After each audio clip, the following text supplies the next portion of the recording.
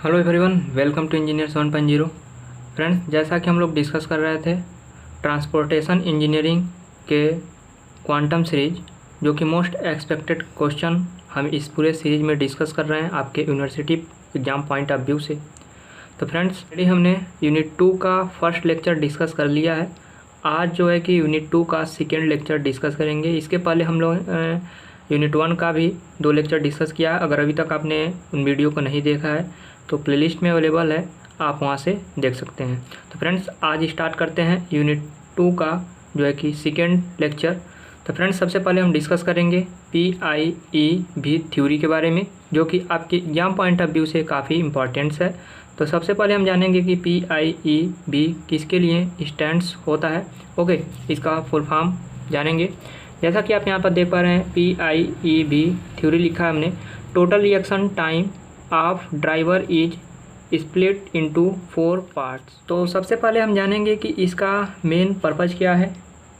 Okay, तो जो हमने पिछले लेक्चर में डिस्कस किया था आपसे स्टॉपिंग साइड डिस्टेंस के बारे में, जैसे कि दो व्हीकल एक दूसरे के अपोजिट डायरेक्शन में आ रहा है, तो उसको एक दूसरे को क्रॉस करने के लिए, ताकि कोलिजन ना हो आपस में, ड्राइवर जो है कि देखकर उसे कुछ रिएक्शन करता है, व्हीकल को स्पीड स्लो कर लेता है, और देन जो है कि कुछ मेंटल जो है कि वर्क करता है, और जो है कि इजीली जो है कि आप क्रॉस करते हैं। ओके, जैसा कि आप भी अपना स्वयं एग्जाम्पल ले सकते हैं कि आप अगर हाईवे पर चल रहे हैं और सामने से ही जो है कि सिंगल लेन है, अपोजिट डायरेक्शन से कोई दूसरा व्हीकल आ रहा है, तो आप किस प्रकार रिएक्ट करते हैं, इसी पर बेस्ड जो है कि, यानी कि जो कहा गया था पिछले लेक्चर में बताया गया था, स्टॉपिंग साइड डिस्टेंस की ज़रूरत होती है।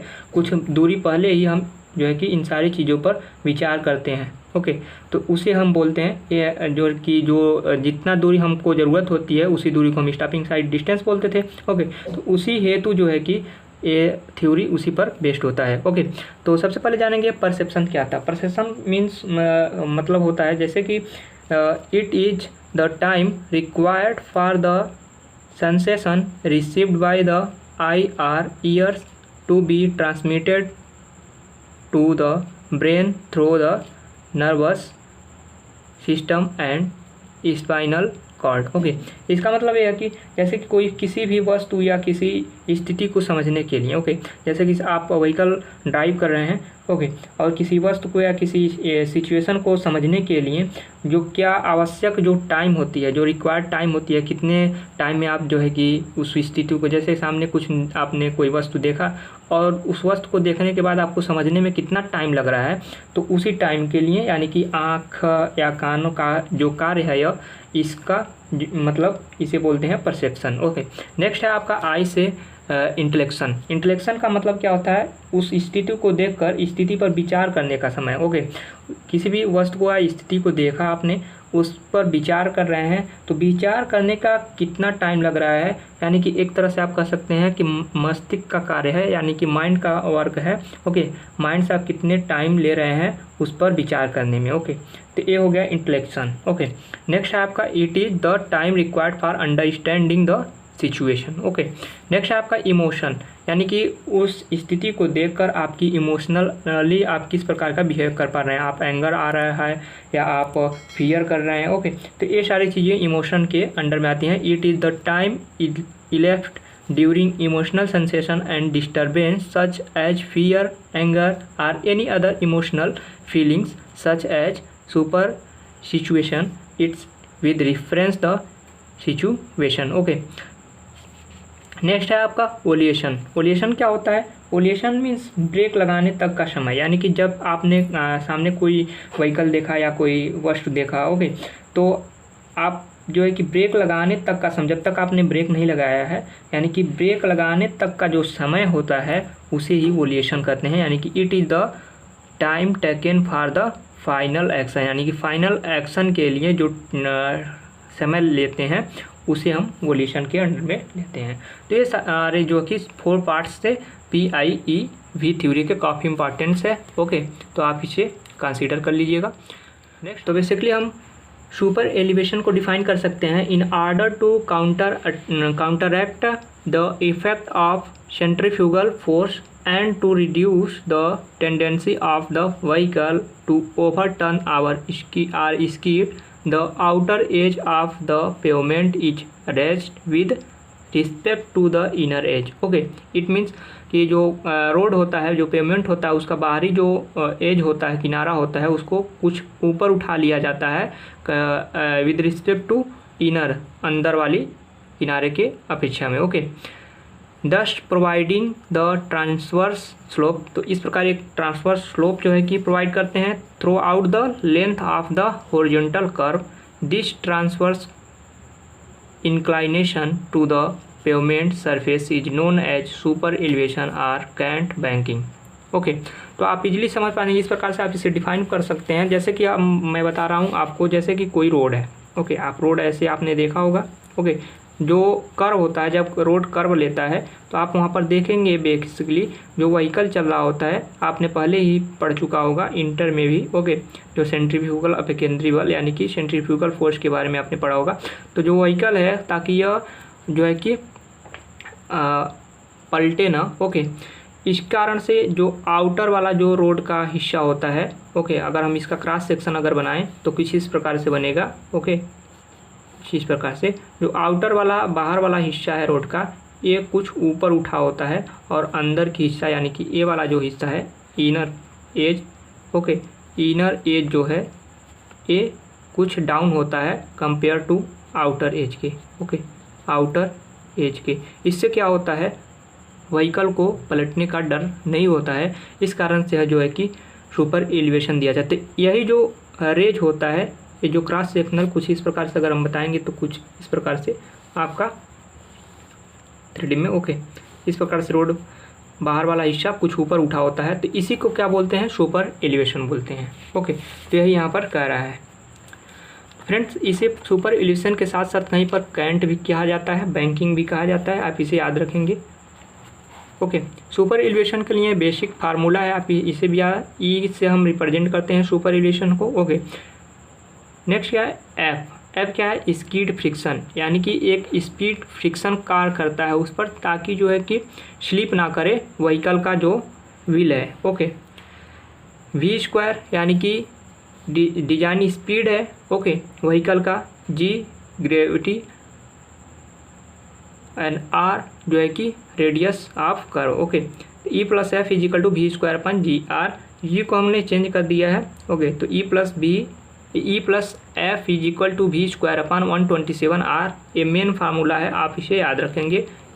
ओके, जहाँ पर वी जो है हम किलोमीटर पर आवर्स में कंसीडर करते हैं इस फार्मूले में. ओके, तो आप इस फार्मूले को याद करेंगे, क्योंकि फार्मूला के साथ साथ ही न्यूमेरिकल इससे ज़्यादा पूछता है, तो इस कारण सभी हम न्यूमेरिकल इस पर बेस्ड जो है कि डिस्कस करेंगे. तो फ्रेंड्स, आपसे एक हम्बल रिक्वेस्ट है कि अगर अभी तक आपने हमारे चैनल को सब्सक्राइब नहीं किया है तो कृपया चैनल को भी सब्सक्राइब कर लीजिए, साथ में बेल आइकन को इम्प्रेस कर लीजिए. तो फ्रेंड्स, चलिए ये नेक्स्ट हम डिस्कस करते हैं. आपका नेक्स्ट पॉइंट है जो है आपका, following value are fixed by IRC in regard of maximum super elevation, यानी कि जो सुपर एलिवेशन कितना होनी चाहिए.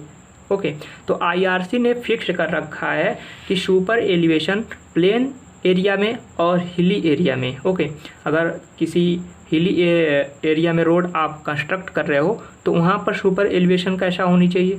ओके, और जो प्लेन एरिया है या रोलिंग एरिया है, ऐसे एरिया में जो है कि सुपर एलिवेशन के लिए क्या फिक्स्ड वैल्यू होनी चाहिए. यह डिसाइड कौन किया है, IRC द्वारा डिसाइड किया जा चुका है. ओके, तो फ्रेंड्स, इसके लिए जानेंगे, आप इसे याद रखेंगे. इन प्लेन एरिया या रोलिंग एरिया में अगर बात करें तो मैक्सिमम है. ओके, मैक्सिमम इससे ज़्यादा नहीं होनी चाहिए, यानी कि 7%, यानी कि आप कह सकते हो जो सुपर एलिवेशन होनी चाहिए 0.07. ओके, इसका वैल्यू कितना होनी चाहिए, 7%. और अगर हिली एरिया में बात करें, okay, not bounded by snow, तो ऐसे केस में 10% लेते हैं हिली के केस में, हिली एरिया में. ओके, सुपर एलिवेशन का वैल्यू आप इसे याद रखेंगे. अब मिनिमम की बात करें तो ये तो मैक्सिमम था, इससे मिनिमम आप जो कि सूटेबल हो आप ले सकते हैं. जैसे कि फ्रॉम ड्रेनेज मिनिमम इतना ज़रूर सुपर एलिवेशन होनी चाहिए, जैसे कि ड्रेनेज जो सरफेस वाटर है रोड पर उस पर इकट्ठा ना हो, इजीली जो है कि ड्रेनेज कर जाए. ओके, इस प्रकार जो है कि उसका डिजाइन किया जाता है मिनिमम सुपर एलिवेशन का। Okay, from drainage consideration it is necessary to have a minimum cross slope to drain off the surface water. Next point क्या है इसमें, if the calculated super elevation, जो आपने सुपर एलिवेशन कैलकुलेट करा है, okay, is equal to, जैसे कि आपने सुपर एलिवेशन जो कि फार्मूला हमने बताया, ओके, उस फार्मूले पर बेस अगर आप सुपर एलिवेशन के लिए आपने कुछ वैल्यू जो है कि कैलकुलेट करा है और जो वैल्यू आया है सुपर एलिवेशन का, ओके, वो कह रहा है is equal to or less, या तो इक्वल हो या कम हो, किसके कंपेयर में, जो रोड का कैम्बर होता है, ओके, जो स्ट्रेट केस में जो है कि रोड का कैम्बर दिया जाता है, जैसे कि पिछले ही लेक्चर में यह डिस्कस किया जा चुका है कैम्बर क्या होता है, ओके, तो रोड या क्या जो कैम्बर होता है उससे कम या उसके बराबर, okay, then the minimum super elevation to be provided, तब क्या होता है कि मिनिमम सुपर एलिवेशन प्रोवाइड किया जाता है on horizontal curve may be limited to the camber of the surface. Okay, तो इस प्रकार जो है कि minimum super elevation, maximum super elevation और सुपर एलिवेशन को आप डिफाइन कर सकते हैं।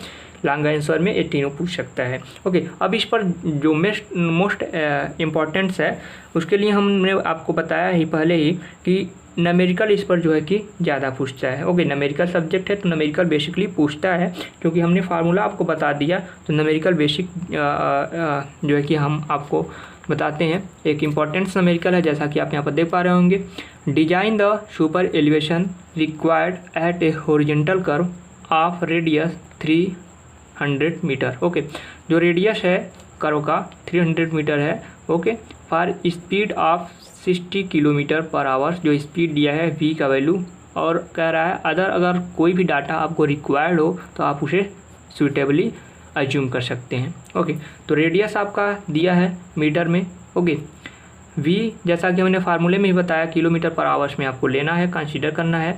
The super elevation for 75% of design speed is calculated, चूँकि यहाँ पर जो है कि design the super elevation required at a horizontal curve, यानी कि जो आपको डिजाइन करना है सुपर एलिवेशन वो कौन सा है डिजाइन करने के लिए, यानी कि सुपर एलिवेशन जो है कि डिजाइन स्पीड का, ओके, कितना 70% ही कंसीडर करते हैं। ओके, जितना भी आपका डिजाइन स्पीड दे रखा है, ओके, तो उसका हम 75% कंसीडर करेंगे। Is calculated neglecting the friction, यानी कि फ्रिक्शन को निगलेक्ट कर देते हैं, स्किड फ्रिक्शन को इस केस में हम निगलेक्ट कर देते हैं। तो E+F होता था, F को हमने निगलेक्ट कर दिया, स्किड फ्रिक्शन था, इस कारण से ये बचा। तो E इज इक्वल टू आपका फार्मूला हो गया जो कि 75% जो वेलोसिटी होता है उसका लेते हैं, तो V यानी कि 75% 0.75 हम लिख सकते हैं। ओके, V का और इसका होल स्क्वायर हो जाएगा टोटल का, divided by G into R, यानी कि G इंटू आर किसके बराबर होता था 127R, जो कि मेन फार्मूला आपका ये मैंने लिखा था आपसे 0.75 V का होल स्क्वायर अपान 127R। जब इसे आप सॉल्व करोगे तो कितना वैल्यू निकल के आएगा आपका, E is equal to V square 225। Okay, यानी कि इसको जब 75% लेते हैं तो ऐसा तो हम हर जगह लेंगे, ऐसे केस में इस केस में ओके 75% ही कंसीडर करेंगे। तो इन दोनों फार्मूले को आपको याद न करके डायरेक्ट आप कौन सा याद करेंगे, ये वाला। Okay, E is equal to V square upon 225R। Okay, अब इसी पर हम जो है कि वैल्यू को पुट कर देंगे। V का वैल्यू किलोमीटर पर आवर्स में दे रखा है 60 किलोमीटर पर आवर, 60 हमने रखा है, और 225 इंटू रेडियस, ओके 300, ये जो निकल के आएगा वैल्यू मीटर में आएगा, यानी कि सुपर एलिवेशन आपका हो गया 0.053 मीटर। ओके, ये हो गया आपका सुपर एलिवेशन। नेक्स्ट पॉइंट है आपका extra widening on the curve. जैसे कि कर्व पर आपने रोड देखा होगा, जहाँ पर कर्व होता है रोड वहाँ पर कुछ वाइड होता है। ओके, जो स्ट्रेट रोड होता है अगर 7 मीटर चौड़ा है रोड, तो जब आप कर्व पे जाओगे तो कुछ अधिक चौड़ा बनाया जाता है। तो जो एक्स्ट्रा चौड़ा बनाया जाता है, जो एक्स्ट्रा वाइडनिंग देते हैं रोड पर, उसी को हम एक्स्ट्रा वाइडनिंग बोलते हैं ऑन द कर्व। ओके, तो क्यों किया जाता है? एक तो मैकेनिकल कारण होता है, दूसरा उसका साइकोलॉजिकल वाइडनिंग प्रोवाइड करते हैं। मैकेनिकल क्यों और साइकोलॉजिकल क्यों? तो चलिए हम जानते हैं। मैकेनिकल वाइडनिंग क्यों प्रोवाइड किया जाता है? The widening required to account for the off tracking, okay, जब ऑफ ट्रैकिंग के लिए due to the rigidity of wheel based is called mechanical widening, okay, and may be calculated as WM, यानी कि mechanical widening, इससे हम represent करते हैं। Formula आपका होता है N/L²/2R, आप इसे याद रखेंगे। यहाँ पर L क्या है अभी हम डिस्कस करेंगे। नंबर ऑफ ट्रैफिक लेन, यानी कि 2 लेन रोड है, 3 लेन, 4 लेन, ओके, तो इस प्रकार जो है कि नंबर ऑफ लेन है। L क्या है आपका? Length of wheel base of tangent vehicle in, okay, meter में, ओके। R क्या है? R आपका रेडियस ऑफ हॉरिजॉन्टल कर्व, ये भी मीटर में, ओके। और V क्या है? डिजाइन स्पीड km/h में, ओके। तो साइकोलॉजिकल के केस में साइकोलॉजिकल वाइडनिंग किसे कहते हैं इसके बारे में भी जान लेते हैं। Extra wide of pavement is also provided to for psychological reason. जब साइकोलॉजिकल रीजन से जो है कि हम एक्स्ट्रा वाइडनिंग प्रोवाइड करते हैं, ओके, तो इस प्रकार के वाइडनिंग को हम साइकोलॉजिकल वाइडनिंग जानते हैं। Such as to allow for the extra space requirements for the overhang of vehicle, okay. तो इसे हम फार्मेटिकली मैथमेटिकली हम W साइकोलॉजिकल PS = V/9.5√R। यहाँ पर V क्या है? डिजाइन स्पीड, R आपका रेडियस ऑफ कर्व, ओके। तो फ्रेंड्स इस पर जो है कि बेस्ट आपका न्यूमेरिकल पूछ सकता है, ऐसे वैल्यू देगा आप इससे।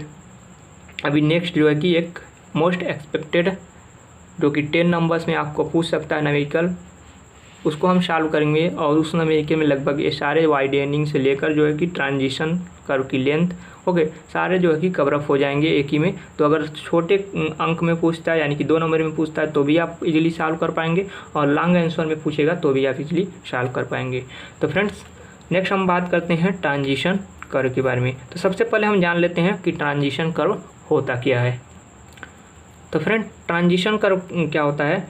When a non circular curve is introduce between a straight and a circular curve has a varying radius which decrease from infinity at the straight end to the desired radius of the circular curve at the other end. For the gradual introduction of the centrifugal force is known as transition curve। आपको पहले पढ़ा, अभी मैं बता रहा हूँ। Gradient क्या होता है? पहले हम ट्रांजिशन कर्व को समझ लेते हैं, ओके। ट्रांजिशन कर्व बेसिकली क्या होता है आपका? जैसे कि कोई भी आप ऐसे देख पा रहे होंगे कर्व होता है, ओके। जैसे कि कह रहा है कि यहाँ पर स्ट्रेट रोड आ रहा है, स्ट्रेट, ओके, बिल्कुल सीधा। और जब यहाँ पर कर्व दिया होता है रोड को, ओके, तो कर्व कुछ इस प्रकार का, इसका एक प्रॉपर जो है कि रेडियस होगा, ओके, रेडियस होगा सेम, ओके, ये कर्व होगा। तो कर्व और जो स्ट्रेट रोड है इसे ज्वाइंट करने के लिए बीच में कुछ इस प्रकार से इसका होगा, इसको जोड़ेंगे। तो ये तो एक प्रकार का कर्व तो नहीं होगा ना, क्योंकि इनफाइनाइट जो है कि कह रहा है इनफाइनाइट रेडियस से जाते जाते एटलीस्ट जो दूसरा एंड है जो कर्व है यहाँ पर इस पॉइंट पर जो है आकर इस रेडियस के बराबर होगा, ओके। यहाँ पर इनफाइनाइट है, धीरे धीरे आर जो है कि आर के इक्वल्स हो जाएगा, ओके। तो 1 एंड यानी कि जो यहाँ से यानी कि सर्कुलर कर्व और स्ट्रेट रोड, ओके, और सर्कुलर कर्व के बीच का जो एक कंस्ट्रक्ट करते हैं इस भाग को, इसी को हम बोलते हैं जो है कि ट्रांजिशन कर्व, ओके। तो फ्रेंड्स इस प्रकार जो है कि आप ट्रांजिशन कर्व को भी डिफाइन कर सकते हैं। नेक्स्ट है आपका ग्रेडियंट। ग्रेडियंट क्या होता है? सीधी यानी कि जो रोड होता है उसके एलॉन्ग, जैसे कि हम बता दे रहे हैं आपको, ऐसे रोड गया है, ओके। रोड पर क्या होता है, कुछ इजीली जो है कि हल्का सा ग्रेडियंट प्रोवाइड करते हैं एलॉन्ग क्या, लेंथ की, लेंथ वाइज एलॉन्ग जो है कि हल्का सा जो है कि प्रोवाइड करते हैं ताकि इजीली, तो यानी कि कुछ इस प्रकार से आप बेसिकली समझ सकते हैं, इस प्रकार से। ओके, या तो राइज या तो डाउन। तो इस प्रकार से जो लॉन्गिट्यूडनल डायरेक्शन में जो है कि प्रोवाइड करते हैं स्लोप को, उसे हम बोलते हैं ग्रेडियंट। ओके, तो gradient it is the rate of rise और fall along the length of the road with respect to the horizontal। Okay, types of gradient कितने होते हैं? रोलिंग ग्रेडियंट होता है, लिमिटिंग ग्रेडियंट होता है, एक्सेप्शनल ग्रेडियंट होता है, मिनिमम ग्रेडियंट होता है। तो आप इसे याद रखेंगे। चलिए हम नेक्स्ट डिस्कस कर लेते हैं। अब ट्रांजिशन कर्व के पर बेस्ड जो है कि न्यूमेरिकल कौन कौन से फार्मूला होते हैं और उस पर बेस्ड न्यूमेरिकल जो कि काफ़ी इंपॉर्टेंट्स है। फ्रेंड्स, आप इस न्यूमेरिकल को देखना ना भूलें। ओके, अगर आप इस न्यूमेरिकल को देखेंगे, इस वीडियो को देखेंगे, तो आपके एग्जाम पॉइंट ऑफ व्यू से काफ़ी हेल्पफुल रहेगा, जो कि 2 नंबर का क्वेश्चन और लॉन्ग आंसर भी कवर अप करेगा। इस प्रकार हमने इस पूरे सेशन को डिजाइन किया है। ओके, तो नेक्स्ट है आपका ट्रांजिशन कर्व से रिलेटेड जो है कि फार्मूले। जैसे कि हमने बताया, जो ट्रांजिशन जो कर्व है उसका कुछ लेंथ होगा, तो उस लेंथ को हम फाइंड आउट कैसे करेंगे? तो उसके लिए आपका एक फार्मूला है length of transition curve LS। Okay, VQ/CR। Okay, जहाँ पर C का वैल्यू एक कांस्टेंट है, तो C का सेंट्रीफ्यूगल रेशियो, तो ये इसका वैल्यू, C का वैल्यू निकालने के लिए C = होता है 80/75 + V। और जो आपका C का वैल्यू होना चाहिए 0.5 से 0.8 के बीच ही होनी चाहिए। ये वेरी करता है 0.5 से 0.8 के बीच। Okay, the length of the transition curve, transition curve की लंबाई का एक और फार्मूला फाइनली होता है, ये तो हमने निकाला। और ओवरऑल जो है कि उसमें वाइडनिंग भी होता है, उसको भी ऐड करते हुए। ओके, नंबर ऑफ लेंथ, तो ये सारी चीज़ें जो टोटल जो यानी कि कह सकते हैं total length of the transition curve, N × E super elevation, widening जो नेचुरल रोड का चौड़ाई है, अभी हम समझेंगे। और जब न्यूमेरिकल आप देखेंगे तो सारे जो है कि ये फार्मूले कवर अप हो जाएंगे। ओके, और आपको समझ में भी आ जाएंगे। और ये है आपका extra widening. Okay, extra widening की जैसे हमने यहाँ पर नहीं आपको बताया कि जो एक्स्ट्रा वाइडनिंग WE है, मैकेनिकल प्लस साइकोलॉजिकल दोनों को ऐड कर देंगे तो ओवरऑल जो है एक्स्ट्रा वाइडनिंग हो जाता है। ओके, तो वही है यहाँ पर मैकेनिकल और साइकोलॉजिकल दोनों को ऐड करने के बाद। शिफ्ट क्या होता है? शिफ्ट भी उसी प्रकार का होता है जैसा कि कर्व पर कुछ अधिक जो है कि चौड़ाई, एक्स्ट्रा चौड़ाई, वाइडनिंग को बढ़ा दिया जाता है, उसी को बेसिकली हम शिफ्ट कर सकते हैं। ओके, तो SC पे रिप्रेजेंट करते हैं अगर शिफ्ट करता है तो L² यानी कि लेंथ ऑफ जो है कि curve, transition curve. Okay, 24 × R। इस फार्मूले को भी याद रखेंगे। बेसिकली इसको आप याद जरूर याद रखें इन दोनों को। और जो है कि चलिए अब इस पर बेस्ड जो है कि हम न्यूमेरिकल देखते हैं, काफ़ी इंपॉर्टेंट्स है। फ्रेंड्स, आपसे एक हम्बल रिक्वेस्ट है कि अगर अभी तक आपने हमारे चैनल को सब्सक्राइब नहीं किया है तो चैनल को सब्सक्राइब कर लीजिए, और वीडियो अगर पसंद आए तो वीडियो को लाइक कीजिए और अपने फ्रेंड सर्कल में शेयर कीजिए ताकि उनका भी हेल्प हो सके। तो फ्रेंड्स, चलिए स्टार्ट करते हैं न्यूमेरिकल पोर्शन। तो फ्रेंड्स, जैसा कि आप यहाँ पर देख पा रहे हैं, एक न्यूमेरिकल हमने काफ़ी इंपॉर्टेंट्स है उसको लाया है आपके एग्जाम पॉइंट ऑफ व्यू से, तो इस कारण से हम इसको डिस्कस करेंगे और इससे आप बेसिकली इजीली समझ पाएंगे ट्रांजिशन लेंथ। और 2 लेन, जैसा कि हमने बताया N को लेन की ज़रूरत पड़ती है। ओके, तो 2 लेन का है, N का value it means N = 2। Payment of जो पेमेंट की चौड़ाई है 7.0 मीटर यानी कि 7 मीटर है, विद है।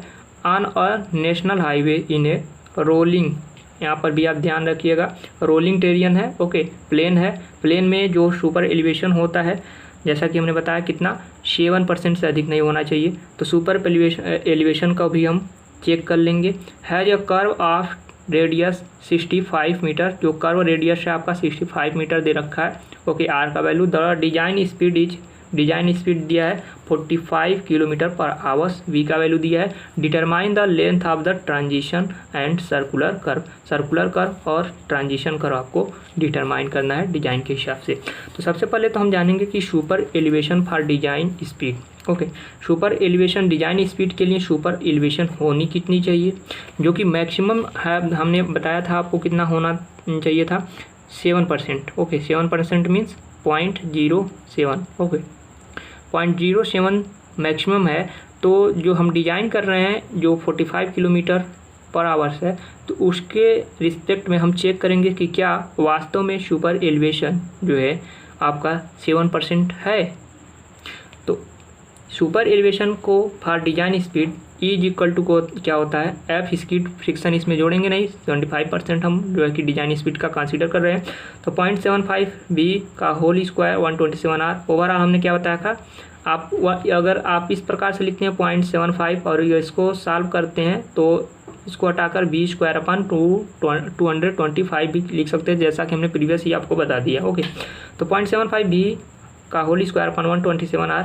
r का वैल्यू हमने पुट कर दिया, v का वैल्यू 45 किलोमीटर पर आवर्स दे रखा है, जैसा कि हमने बताया किलोमीटर पर आवर्स ई में हम यूज करते हैं। ओके, तो r आ कितना आपका वैल्यू 0.138। अब बताइए, जैसा कि हमने बताया सुपर एलिवेशन का जो लिमिटेशन है मैक्सिमम प्लेन एरिया में कितना होनी चाहिए, 7%, यानी 0.07 से अधिक नहीं होनी चाहिए, जो कि आप देख पा रहे हैं 0.138 से अधिक है। ओके, तो ऐसे में चेक करना होगा, check the safety against transverse skidding, यानी कि स्कीडिंग जब होती है ट्रांसफर डायरेक्शन में तो इसके अगेंस्ट क्या वो सेफ़ है या नहीं, तो इसको सेफ्टी को चेक करते हैं। E+F मेन फार्मूला क्या होता है, E+F स्कीड फ्रिक्शन के केस में b²/127r, यही तो होता है। यहाँ पर 75% तो भी लेना नहीं है, हमें इसका फाइंड आउट करना है वैल्यू F का, स्कीड फ्रिक्शन का। ओके, E का वैल्यू यहाँ पर जो है कि आप मैक्सिमम कितना ले सकते हो, 7%, यानी 0.07। ओके, तो F क्या हो गया, b²/127r - c।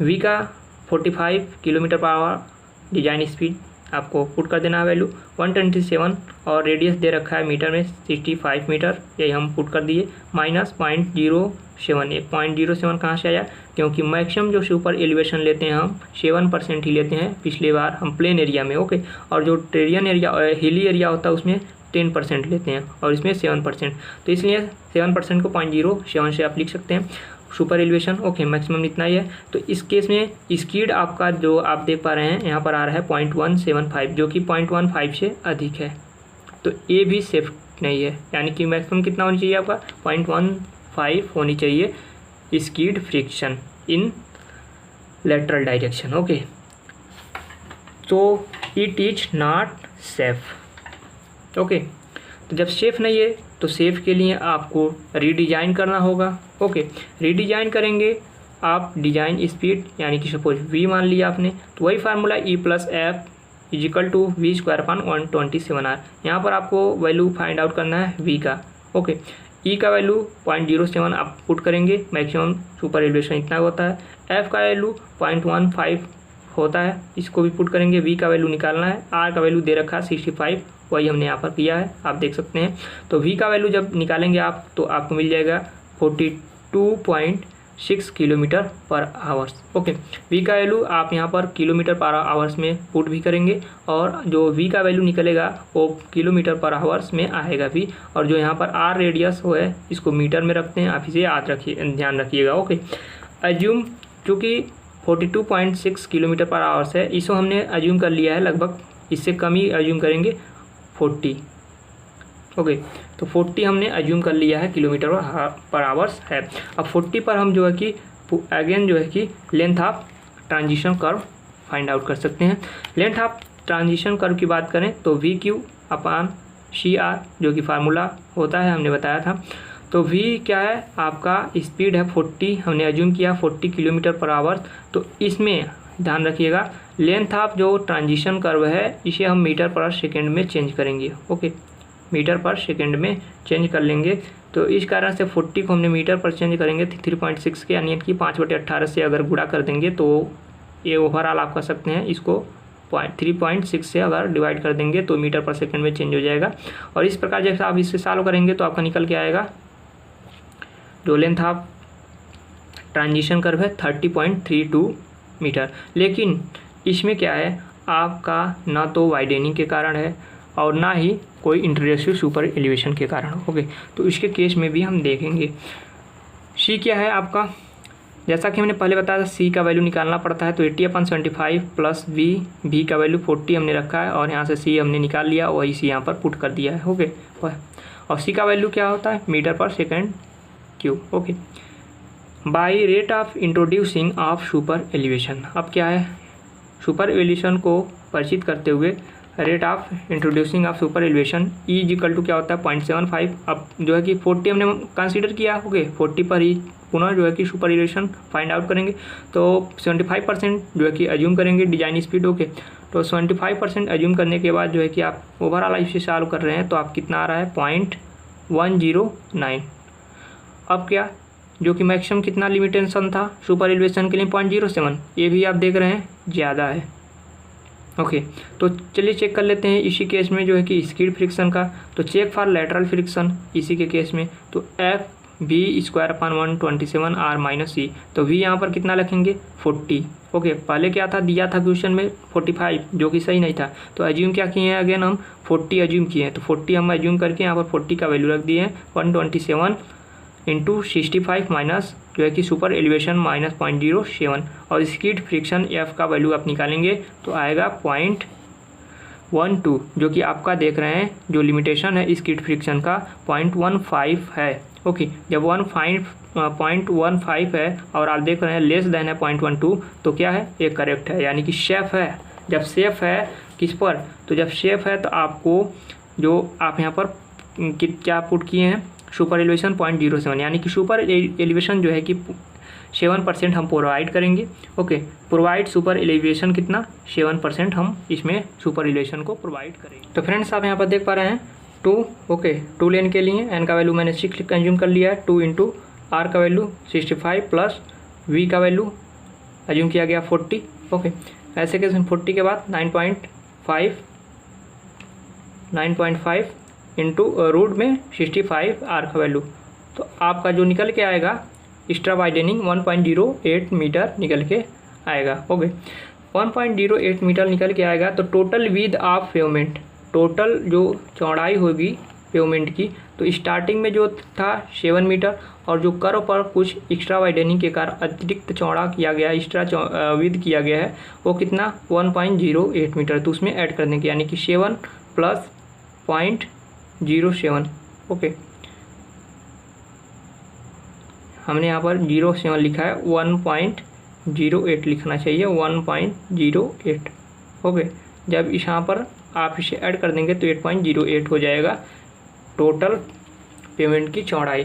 लेकिन आप गौर कीजिए इस पर कि जब हम पेमेंट जो है कि कर्व पर बनाते हैं, ओके, आप एक बात यहाँ पर ध्यान रखिए, जब हम कर्व पर जो है कि पेमेंट को एक्स्ट्रा वाइडनिंग कुछ इस प्रकार से रोड आ रहा है। ओके, तो यहाँ पर क्या है, हमने चौड़ा कर दिया कुछ। ओके, तो ये तो चौड़ा तो हो गया।